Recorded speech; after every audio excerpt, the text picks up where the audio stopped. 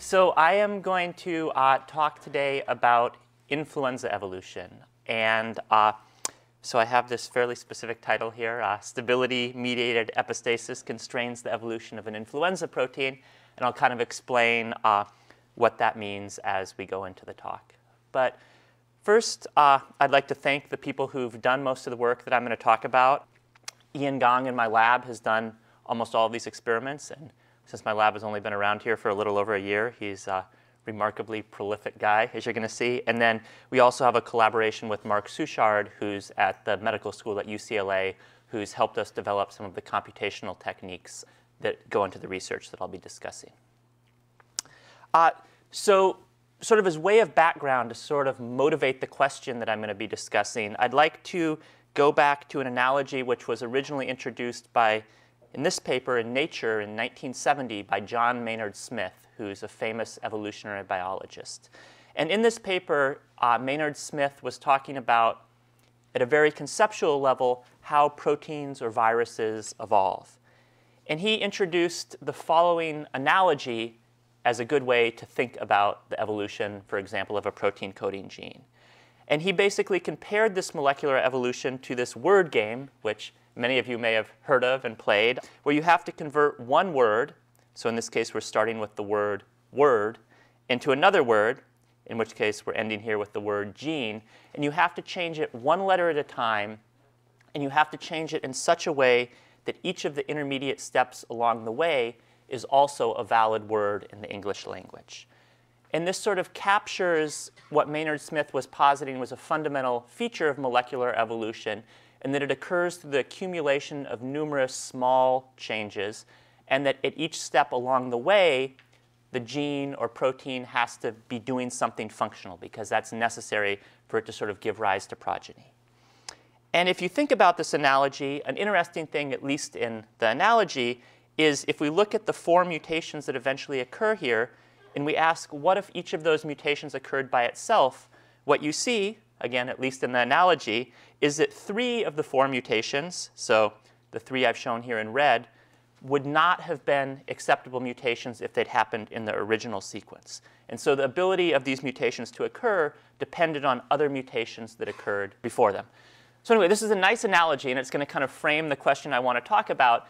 And what I want to talk about is how much is this sort of phenomenon actually true for the real evolution of proteins and viruses? Because although this is a good analogy, we don't know if the same rules that govern whether something is a word in the English language govern whether something is really a functional protein or gene. So to sort of introduce some of the terminology, in Maynard Smith's analogy here, epistasis constrains the accessible evolutionary trajectories. And epistasis is the phenomenon where the impact or effect of one mutation depends on whether or not other mutations have occurred. So for example, this W to G mutation here is allowed in this context, but not in this context, because there's some sort of epistasis between this mutation and this mutation. So this is the phenomenon that we're going to be looking at. And like I said, we want to talk about how much is this the case for real protein evolution, and then can we understand the rules for real protein evolution in the same way that we can all sort of intuitively understand the rules for this game. So the goal experiment that we would like to do to answer this question is to take an influenza virus and take a gene in that virus and reconstruct how that gene has actually changed over an extended period of evolutionary time. So there's been a mutation, and that was followed by another mutation, and so on.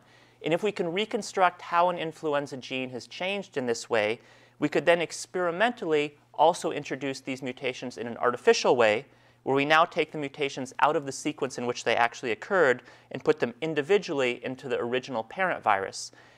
And we could look functionally at these viruses, and if we see something like this, where we see mutation 3 was able to occur along this evolutionary trajectory, but it's deleterious by itself, then we know that there are indeed some sort of interesting epistatic interactions during the evolutionary process. So in my lab, we work on influenza, and influenza is interesting for a large number of reasons. I'm not going to talk about all those reasons today. I'm just going to tell you why it's a good system to answer the question that I was just posing. So influenza, as you know, in humans is a respiratory virus. It's a negative sense segmented RNA virus. And this virus evolves very, very rapidly. So here's a phylogenetic tree of two species with which we're both familiar, the human and the pig. And we know that the human and the pig had some common ancestor at some deep point in the past. We think that was about 90 million years ago. And if we compare the proteins that are shared between the human and the pig, those proteins are now about 89% identical. Unfortunately, from the perspective of evolutionary biology, we do not know in great detail what this common ancestor looked like or how this common ancestor got to the human or the pig. So influenza evolves about 1 million times more rapidly than a vertebrate like a human or a pig. So for example, many of the influenza genes that are present in humans today derived from the 1918 influenza pandemic. And what we believe happened in that pandemic is we believe that an avian virus transmitted shortly before 1918 into either a human or a pig. It's not clear which one. But starting around 1918, this virus caused concurrent pandemics in both humans and pigs. And many of the genes from this virus have been evolving in pigs ever since 1918, and they've also been evolving in humans ever since 1918. And so over this 90-year time span, we can look and we can say, how different have these proteins become? And we see that the proteins in the pig descendants of the 1918 virus and the human descendants of the 1918 virus from influenza are actually as different as the human and the pig itself. So this virus is evolving very rapidly.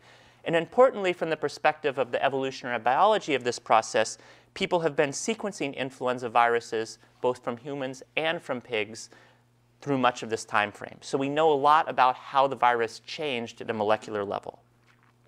And since this is really a lot of evolution, in my talk, I'm just going to focus in on sort of a subsection of this evolution, which is the evolution of human H3N2 influenza from 1968 to 2007, so a 39-year time span. So here is now a more detailed phylogenetic tree showing a specific influenza protein, the nucleoprotein, or NP, and I'll talk in a little bit more detail about that protein in a minute, and how it's changed from 1968 to 2007. So along the x-axis here is time, and each of these little lines in white here represents an influenza isolate for which the nucleoprotein has been sequenced. And they're arranged in a phylogenetic tree here. So you can see that there's sort of a trunk to this phylogenetic tree, and we can trace along that trunk from a particular virus isolate from 1968, the Ayachi 1968 nucleoprotein, to a more recent virus, the Brisbane 2007 virus. And when we trace along there, that corresponds to some particular sequence of mutations that occurred along this line of descent. So the protein that I'm going to be talking about today, to give a little bit more background, is the nucleoprotein of influenza. So if we were to sort of imagine looking more carefully at some of these droplets that are emanating from this gentleman, and this is now an electron micrograph of an influenza virus, so it's about 150 nanometers in diameter. And if we were to imagine zooming in more carefully on one of these viruses, what we would expect to see is something like this. So here's the influenza envelope. Inserted in this envelope are the two dominant surface antigens of influenza, the hemagglutinin and the neuraminidase protein. And inside the virus are a number of other proteins. And one of these proteins, which is the one that I'm going to be talking about today, is called the nucleoprotein. And the nucleoprotein, if we were again to imagine looking more carefully, is sort of a constituent of the virus's RNA-dependent RNA polymerase. So influenza is a negative sense RNA virus, so the RNA is wrapped around this nucleoprotein, which is represented by these little spheres here. And then on the end of this sit three proteins that have catalytic activity and catalyze the transcription of this viral RNA. So this allows us to perform some very simple assays to look at the biochemical function of the nucleoprotein. In particular, one of the things we can do is we can take these three polymerase proteins, here labeled PB2, PB1, and PA, and along with the nucleoprotein, co-transfect all of these into human cell lines. And if we also put in a green fluorescent reporter protein, where that green fluorescent protein is encoded on a negative sense influenza viral RNA, by itself, that protein is not transcribed into messenger RNA by the cell because it's negative sense. But if all of these influenza proteins are there, they collaborate together to transcribe the viral RNA into messenger RNA, which the cell then translates into protein, and the cells turn green. So for example, just looking here under microscopy, we can see that if we take these three proteins from a 1995 strain of influenza and we put in nucleoproteins that derive from 1968, 1995, and 2007, we all get high levels of this green fluorescent protein. but if we don't put in any nucleoprotein, we don't get any green fluorescent protein. And we use flow cytometry to quantify this signal to see how much activity or how functional this nucleoprotein is. So to sort of take one more step back to think about the nucleoprotein, we think this protein is doing two things during the natural evolution of the virus. One of these things is it's under very strong selection to maintain its essential role in viral RNA transcription. That's what I just described to you, and that's something we can measure in the lab. We also think that this protein is under continual pressure to escape from the immunity that builds up in the human population. And in the case of the nucleoprotein, since it's an internal protein of the virus, we believe that the strongest form of immune pressure is cellular immunity, particularly CD8 T cells, which target this protein. And although we are not able to directly measure that in the lab, because it depends on a lot of complex factors in a human, including HLA type and immune history, there's a lot of existing data, which I will refer to later in the talk, that allows us to estimate what parts of this protein are being targeted by the immune memory in the human population. So that's sort of the background. Now I'm going to go back to our goal experiment. And recall our goal experiment is we want to both look at how this protein has naturally changed over time, and then we want to sort of synthetically or artificially introduce each of these mutations individually into the parent virus, this virus from 1968, and see what they do by themselves. And in order to do that, we have to first reconstruct how the virus actually changed. So I showed you a phylogenetic tree a minute ago, and what we've done is we've converted the information in that phylogenetic tree into what I'm just going to call an evolutionary map. And what this map shows is how we think this virus actually evolved. So down here is the final virus, the Brisbane 2007 virus. We know the sequence of that virus. And based on the many thousands of influenza sequences that are available, we can say with very high confidence that the parent of this virus here is this circle here, which differs by a single mutation. The parent of this virus here is this virus. There are places where, because of a lack of sequence information and because of rapid influenza evolution, we can't tell exactly which way evolution went. So here, we know this sequence existed, and we know this sequence existed, but we don't know which order these two mutations occurred. But in general, we can build up a pretty good map of how this protein evolved. And if we zoom out and build up the whole map for the 39-year time span, you see something like this. And obviously, I don't expect you guys to absorb everything that's in here, but the key point is most of these mutations, which are shown in white, we can map exactly when they occurred during the evolution of the virus. In a few cases, there are mutations, such as this case shown in red here, where there were several mutations that occurred relatively close together in time, and we don't have enough information to tell which one actually occurred first. But there are a total of 39 mutations here. It actually turns out you can arrange 39 mutations into 10 to the 46th different possible combinations. So the fact that we're able to narrow that down pretty well to the actual evolutionary path is sort of a testament to how much influenza sequence information is out there. So that allows us to sort of reconstruct this yellow part of this goal experiment. So what I'm now going to show you is the actual data when we do this experiment. We take the virus from 1968 and we sequentially add all of these 39 mutations that occurred over this time span. So we did that, and then we measured the transcriptional activity of all these mutants. The y-axis here is a normalized scale, and 1 is the value we measure for the wild type. So what you see here is that all of these naturally occurring influenza variants have high transcriptional activity. They're all highly functional. And that's sort of what we expected to see. If you remember back to the analogy I showed at the beginning of the talk, we believe that evolution proceeds through functional intermediates, and these mutations accumulate in a way that none of them hurt the virus that badly. So that's sort of what we're confirming here. So this is not that surprising. The interesting part is now when we go to this experiment where we're now putting these mutations in an artificial context. We're taking all of these mutations that naturally occurred here without any deleterious effect, and we're introducing them each into the virus from 1968 as individual mutations. So when we do that, we didn't know what to expect, but what we ended up finding was something that was quite interesting. So now the x-axis here is just showing all of these mutations roughly in the order that they occurred. And you can see that many of these mutations, when you make them individually to the virus, you still have relatively high activity. So they don't seem to be that deleterious to the virus. But there are 3 mutations, here, here, and here, which are strongly deleterious when you make them by themselves to the virus, even though in the natural evolution, these mutations somehow ended up being incorporated into the viral genome without any deleterious effect. So to go back, there are a couple of interesting questions you can ask about these mutations. First, you can ask, how did they get into the virus? What was sort of the historical process that allowed this to happen? And I'm going to address that question in a second. You can also ask, what was the mechanistic basis for this historical process? So what were these mutations doing at a molecular level? And I'll also address that. But the first question I want to ask is there anything unusual about these three mutations that sort of make them different from the rest of the mutations?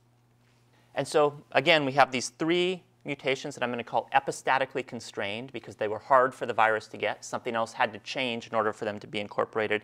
And is there anything special about them? Well, as I told you, the nucleoprotein is one of the primary targets of the CD8 T-cell response in influenza-infected humans. And so what we're able to do is, because there's been a lot of sort of prior experimental work on characterizing CD8 T-cell epitopes in influenza proteins, we are able to sort of mine through all of that information and say what sites in the nucleoprotein are in the dominant human CD8 T-cell epitopes in common HLA types. And that's what this graph here shows. So on the x-axis here is the number of CTL epitopes. So we expect sites that are in more CTL epitopes are going to sort of be more important for viral immune escape. And if you just look at any position in the nucleoprotein, so I'm basically saying you put on a blindfold and you grab some random site out of the nucleoprotein, you get this blue curve here, where only a small number of them are in lots of CD8 T-cell epitopes. If you now just restrict yourself to the 39 sites that changed during the evolution of this virus from 1968 to 2007, you get this red curve here. And so you see that this red curve is actually not very different than the blue curve. What this indicates is that most of the mutations that are happening in the nucleoprotein do not appear to be significant CD8 T-cell escape mutations. And that, again, actually corresponds to what we think is the case for influenza, because we think the primary driver of influenza evolution is antibodies, not T-cells. But then I told you that experimentally we identified three mutations which occurred at amino acid 280, 259, and 384 that were under this strong epistatic constraint. So these were somehow sort of very difficult mutations for the virus to acquire. And if you look at those mutations, you can see that they are in sites which do have lots of CD8 T-cell epitopes. And in fact, if you do a statistical test, you see that these three mutations occur in sites which are statistically significantly enriched in CD8 T-cell epitopes relative to all of the mutated sites from this time frame or all of the sites altogether. So we can now say, yes, there is something special about these epistatically constrained mutations. They appear to be disproportionately important for viral immune escape. And I'm just going to sort of come back to what we think that means later. But it's showing that there is some significance to sort of the difficult-to-get mutations which the virus still ends up acquiring. So to sort of summarize what I've said so far in the talk, this is a schematic picture which describes what I've been talking about. We believe that there are viral genes here, and they can get mutations which have no effect on fitness.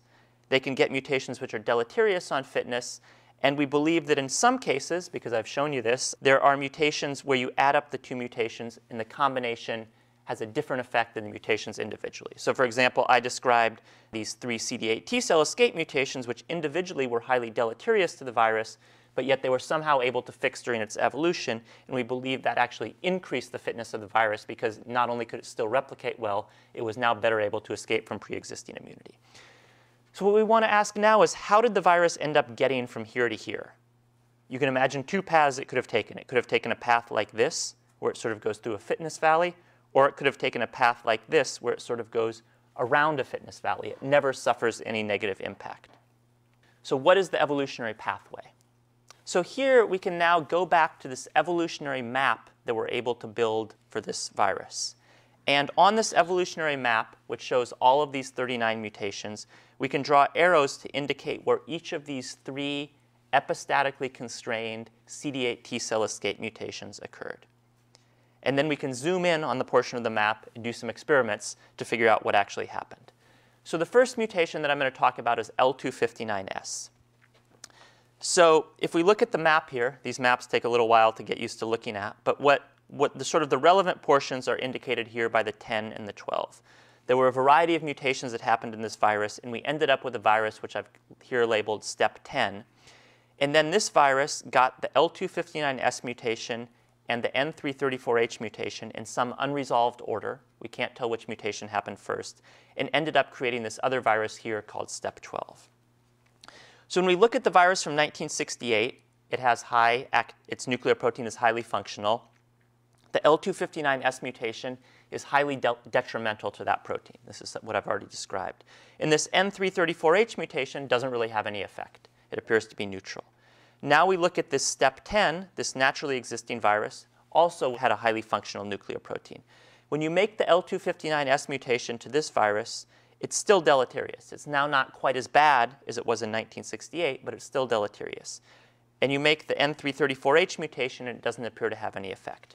But when you combine these two mutations together, you now rescue the function of the nucleoprotein back to approximately wild-type levels. So what happened here is in very short time, within about 6 months, the virus got both of these mutations, one of which was able to rescue the deleterious effect of the other. When we go to the next mutation, which is called R384G, what we see is as follows. The virus proceeded through this virus here, which was called step 20.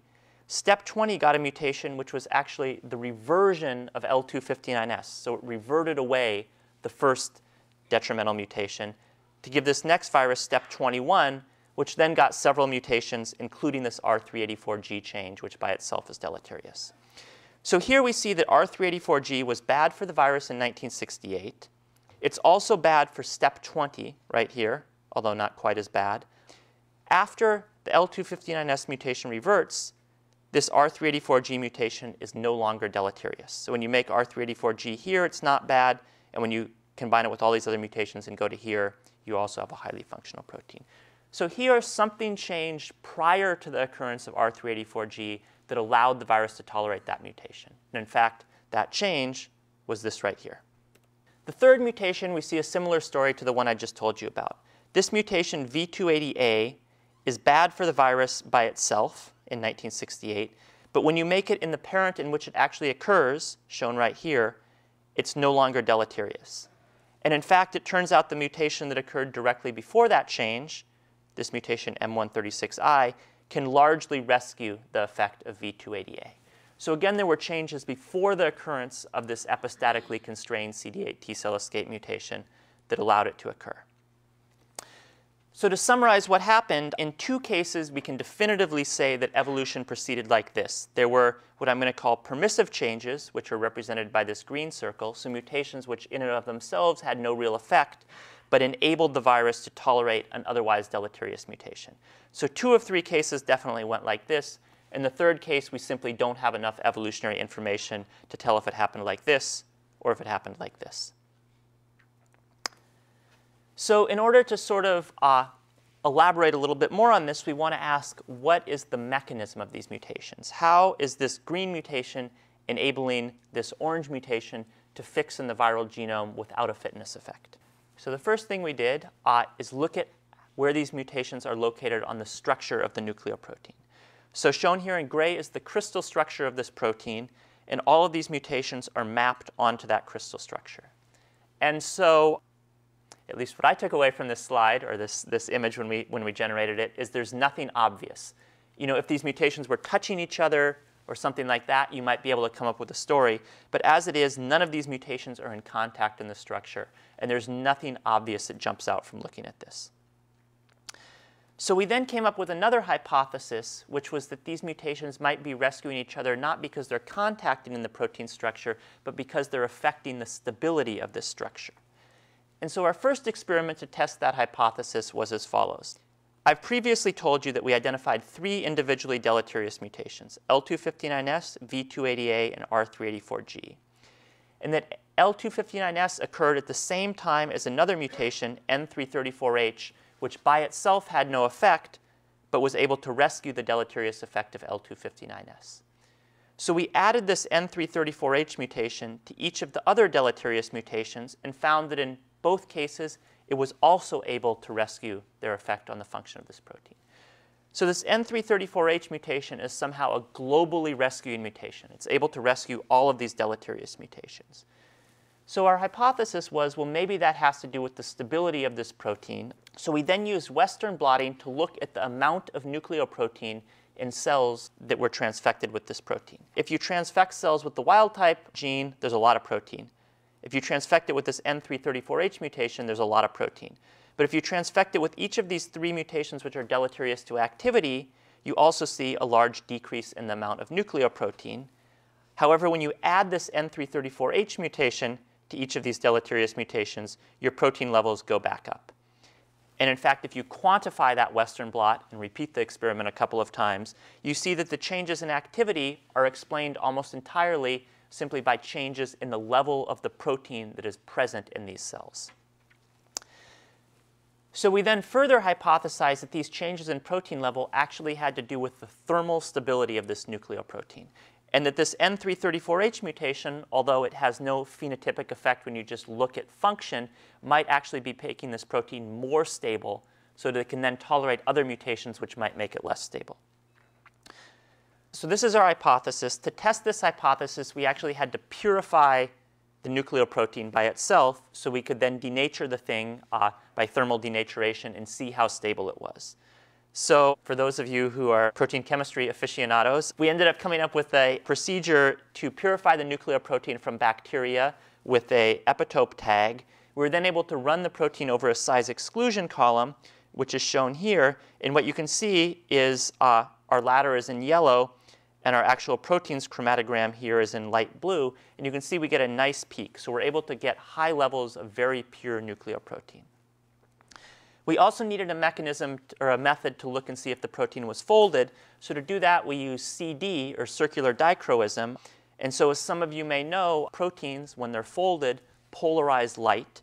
And so here you can see when we take our folded protein and put it and keep it at 20 degrees and look at the light polarization by circular dichroism, you can see that we get this signal which is characteristic of a folded protein. If we do the same experiment on just buffer, we get this more or less straight line shown here in yellow.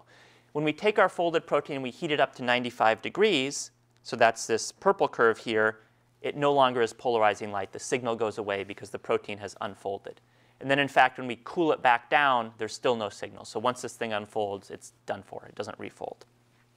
So what that allows us to do is now heat it up gradually and monitor this light polarization signal at 209 nanometers. And what we see, and this is for the wild type protein, is that when we heat this thing up, there's a lot of signal, so it's well folded, and then at a temperature somewhere around 41 or 42 degrees, the protein starts to unfold, and the midpoint of this transition is about 42 degrees. So the thermal stability of the wild type protein is about 42 degrees. We then repeated this experiment for the mutants that I've been telling you about, and what we see is summarized here. So this N334H mutation, this mutation which by itself doesn't seem to be doing anything, because it doesn't change the intracellular protein levels or the activity, actually is nonetheless increasing the thermal stability of this protein by a lot. So the melting temperature is increased to about 49 degrees. These 3 individually deleterious mutations, on the other hand, decrease the thermal stability of this protein. But when you add the stabilizing mutation back, their stabilities go up to wild type or greater than wild type levels. So here's the mental picture that we've sort of tried to synthesize from all of these experiments. We believe that this plot sort of represents a relationship between the thermal stability of this protein and its sort of contribution to viral fitness, which is to say that the protein has to have some minimal amount of stability, which appears to be something like 41 or 42 degrees, in order to remain well folded in its actual environment, which is a human cell. If you destabilize the protein beyond that level, and so that's what, for example, this L259S mutation does, the protein then is starting to be turned over and degraded in the cell. So that causes a reduction in protein level, as I showed you with Western blotting. It causes a reduction in the total activity, as I showed you, and it also causes a reduction in viral growth, which I didn't really show you for reasons of not wanting to overload you with data, but is also something we were able to measure. You can also make the protein more stable, like this N334H mutation does, but that actually doesn't have any phenotypic effect if the protein is already stable enough, because it was already well folded. So now it's sort of more well folded, but that doesn't do anything. But that does, once you add this N334H mutation, you can then get a destabilizing mutation like this L259S change. So overall, what we believe is happening during the evolution of this protein is there's a stabilizing mutation, like this N334H change, which allows this otherwise deleterious CD8 T cell escape mutation to occur. After some period of time, there's another stabilizing mutation. So in this case, it was actually reversion of the first one.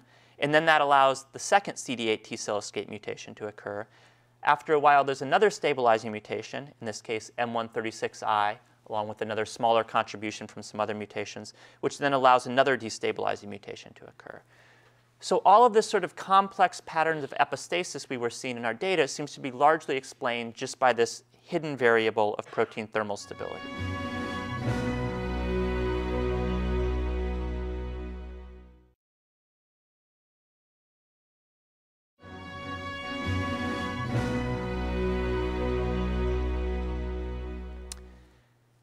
And so sort of going forward, this now suggests something that's of great interest to us, which is sort of, can we identify these viruses, which sort of have this enhanced evolutionary capacity?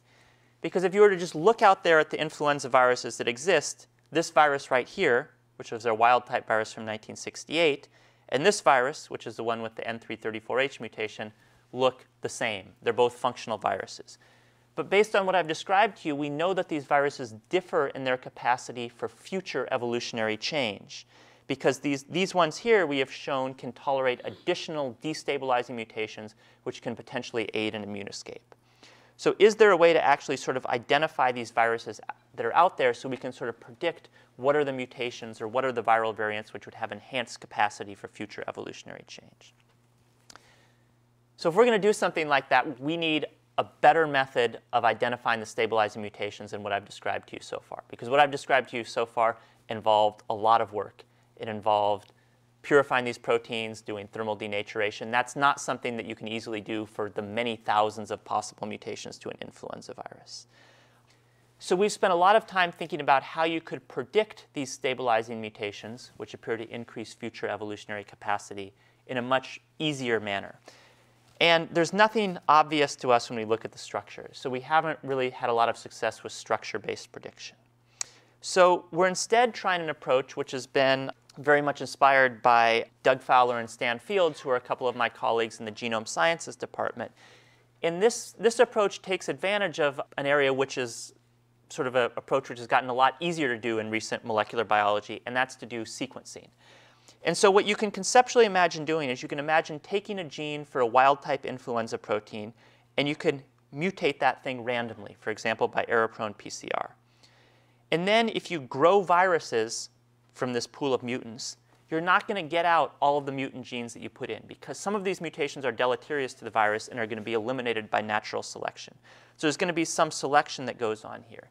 And then if you were able to sequence all of these at very high depth, what you would see when you sequence your wild-type gene, you just measure your sequencing error rate. When you sequence here, you measure sort of the mutations that you introduce. And when you measure here, you're measuring what are the mutations that can survive the selection. So what are the mutations that are tolerated? And when we go back to this picture I've presented now, which is our conceptual way of thinking about how these mutations interact, we can now start to make some expectations about what we would expect if we did that experiment. So if a mutation increases the stability of this protein, based on what we've seen in the experiment so far, we expect that that mutation will be tolerated. So that mutation would still be present after we select for viable viruses. Furthermore, that mutation will actually increase the virus's capacity for future mutations. And so since many of these viruses are getting multiple mutations, this mutation will actually go up in frequency, because not only is it tolerated by itself, it also allows other partners to come along. On the other hand, if a mutation decreases the stability of this protein, it's going to go down in frequency, because that mutation will tend to be bad for the virus, and it will only survive if it sort of gets lucky and happens at the same time as a stabilizing mutation. In other words, if we were to plot the change in stability, which is this sort of difficult thing to measure, versus the enrichment after we do this experiment. So here what we're plotting is after we make the random mutations and then select for the viruses that can grow, what are the mutations that go up in frequency and what are the mutations that go down in frequency?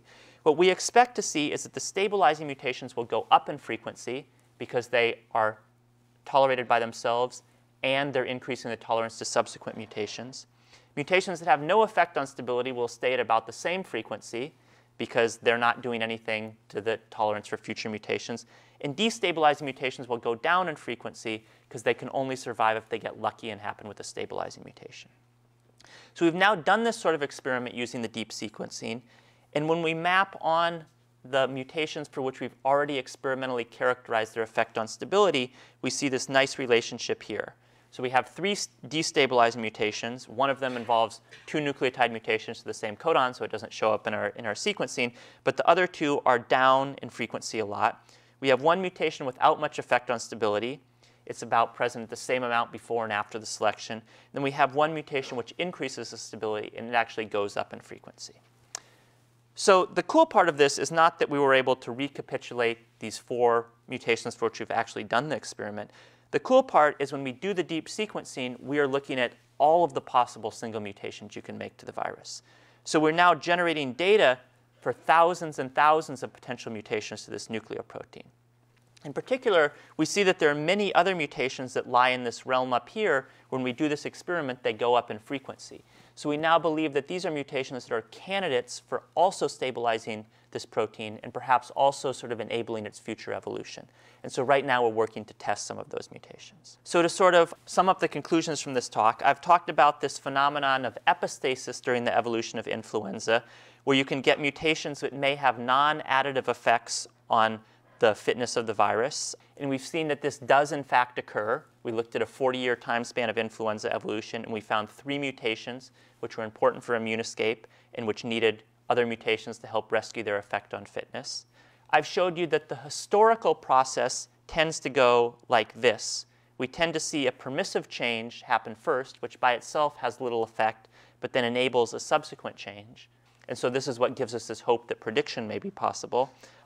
I've shown you that the dominant mechanism here is actually something that we can understand and measure in the lab. It's stabilizing mutations and destabilizing mutations, which is something that in principle and in practice can be measured. And then I've shown you that because those experiments are hard to do, we think, anyway, we have preliminary data that suggests it may be possible to comprehensively identify what are the stabilizing and destabilizing mutations without doing quite as much experimental work as went into to what I've described here. And then one of the areas that we're sort of excited about trying to move forward to in the future is, can we use these insights and approaches to study some of the more medically relevant aspects of influenza evolution? And in particular, what we're interested in studying there is the antigenic evolution of influenza hemagglutinin. So as many of you know, the predominant mechanism of immunity against influenza is believed to be antibodies which target the hemagglutinin, which is the dominant protein on the surface of the virus. And unfortunately, that hemagglutinin protein evolves very rapidly, which is why the influenza vaccine must constantly be updated, and which is why a viral infection does not provide lifelong immunity against influenza. And so a major question in, for example, influenza vaccine design is, can we predict which viruses are likely to predominate in future years, because there's a period of time that's required in order to prepare the influenza vaccine. And we believe that some of the work I've described here provides some insights into which viral strains have the evolutionary potential for future antigenic evolution. So we believe that this sort of more mechanistic and molecular understanding of influenza evolution can eventually be applied to selecting strains for the influenza vaccine. And so I'd like to give some thanks for people who did the work and aided in the work I've described here. So as I mentioned, Ian from my lab did most of the experiments that I've presented. And Mark Suchard at UCLA helped us with a lot of the computational work. The work that I was discussing at the end, the sort of deep sequencing approach, was very much inspired and also aided by Doug Fowler and Stan Fields at the University of Washington, and then 2 of my colleagues at the Fred Hutch, Roland Strong and Colin in his lab, and then Barry Stoddard and Jill in his lab, helped us a lot with the protein purification and the thermal denaturation. So thanks for your time, and I'd be happy to answer any questions that anyone might have.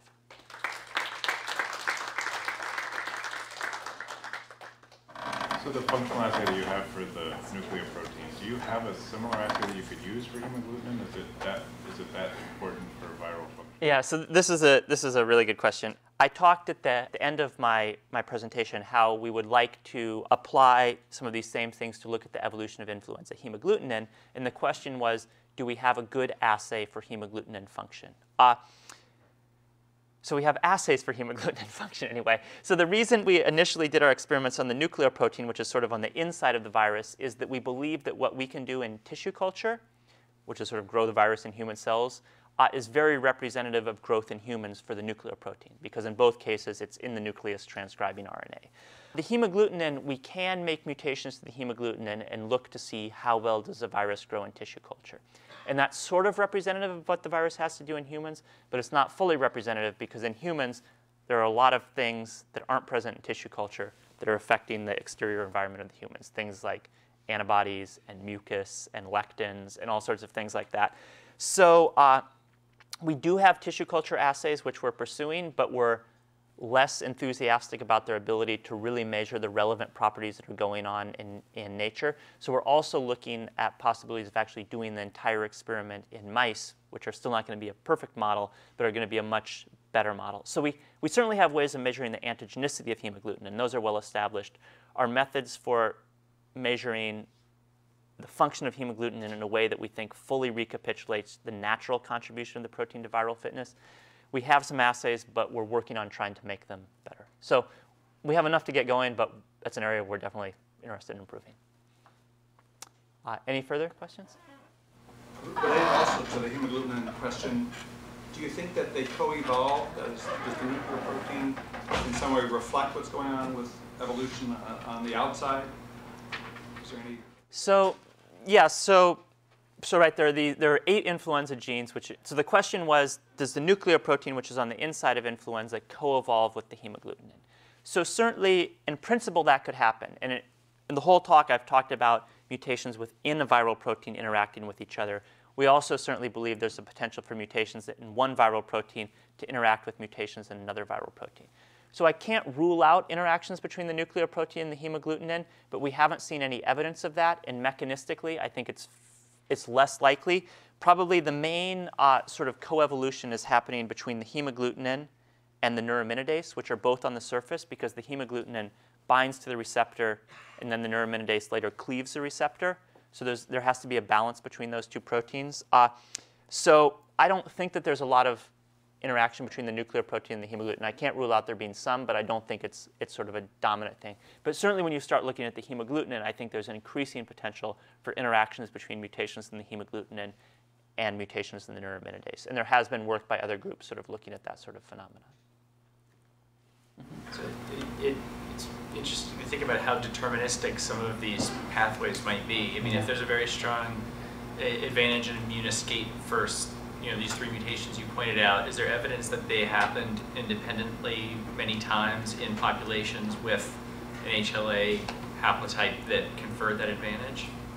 Yeah, that's a great question. That's another very good question. So the question for people who couldn't hear it is sort of how deterministic is this evolutionary process in general, and for example, these sorts of immune escape mutations, do they arise many, many times independently, or do they just happen to arise once and then take over? So the degree to which the evolution is due to sort of deterministic factors, this mutation is definitely the best one, and random factors, this mutation just happened to occur, is sort of a hard question to answer. I would say that there's actually probably my intuition, and this is not really based on any sort of hard evidence because I don't know how to look at this, there's actually probably a lot more randomness than you would expect, because even though there's a lot of influenza viruses out there and they're subject to very strong selection, probably many of the mutations in nucleoprotein are getting fixed by random chance. In particular, and this sort of goes back to the previous question, although I don't think there's a mechanistic interaction between the nucleoprotein and hemagglutinin mutations very often, there is a potential for evolutionary hitchhiking, where you have a virus, it gets a mutation in hemagglutinin, which is now helping it evade the antibody immunity a little bit better. And then you also happen to get a mutation in nucleoprotein, which isn't doing much, but since that virus is better because of the mutation in hemagglutinin, the mutation in the nucleoprotein kind of hitchhikes along for the ride and ends up spreading. As far as emerging in humans, we don't have, there isn't, none of the, although there are a lot of influenza sequences available, there's no data at this point saying what HLA type that person had, so we can't really answer that question. Certainly in HIV, where there's a lot more data linking particular viral sequences and particular HLA types, and also I should mention the CD8 T cell response is probably much more potent against HIV, and the infection lasts a lot longer, so there's a lot more time for escape. But certainly there is some degree of recurrent mutations which will tend to happen in certain HLA types. But for influenza, we don't have the data to answer that question yet. So my personal view is probably a lot of this evolution is stochastic, and if you somehow went back to 1968 and did the whole thing again, you might end up with some of the same mutations, but there'd probably be a lot of different ones, which obviously makes predicting things much harder. Did you look at the RNA stability or readability of your mutants, or are you convinced that the fitness is all due to protein stability? Yeah, it's another good question. So you can imagine, in principle, a lot of ways that these mutations could be affecting the fitness of the protein, one of which they could be affecting mRNA stability. So we can't rule out that that doesn't change. We feel like, however, we were able to identify 3 mutations which were strongly deleterious in this experiment we did. And all of them we can adequately explain what happens by looking at changes in protein stability. So I guess I would say that that indicates that probably mRNA stability is not that important in this context, or none of the mutations are affecting it in a way that's that important, but we didn't actually look at mRNA stability. And more broadly, I would say that although I very much presented sort of this protein stability-centric view, I think our experiment suggests that that seems to be the dominant way that these mutations are interacting with each other over this evolutionary time span. But I don't want to imply that I think that there aren't all of these other mechanisms, things like mRNA stability, things like folding rate, things like interactions with other proteins or host proteins that probably aren't also important. And I think if we were to extend our analysis and rather looking at 39 mutations, look at 3,000 mutations, I would expect that some of these other things, which probably are important but less common, would start to show up to some degree.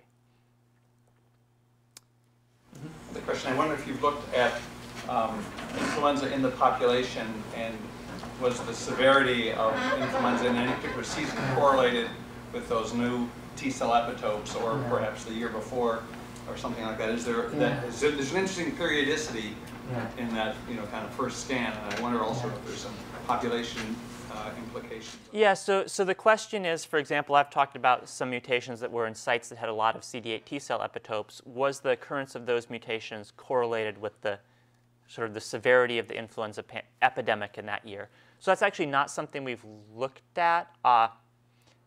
My intuition would be that although they probably would exacerbate things a little bit, there's a lot of other factors that are going on at the same time, and people have presented some evidence that major antigenic changes in influenza, so sort of major antigenic drift in influenza hemagglutinin, is probably correlated with more severe influenza epidemics for that year.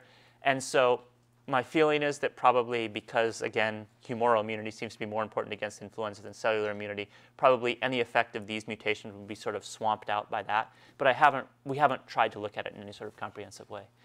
It's certainly probably a contributing factor, but there's probably so many contributing factors that the size of the data set we have now is probably not going to be sufficient to get at any sort of statistically significant correlations. Okay, well, thank you, everyone.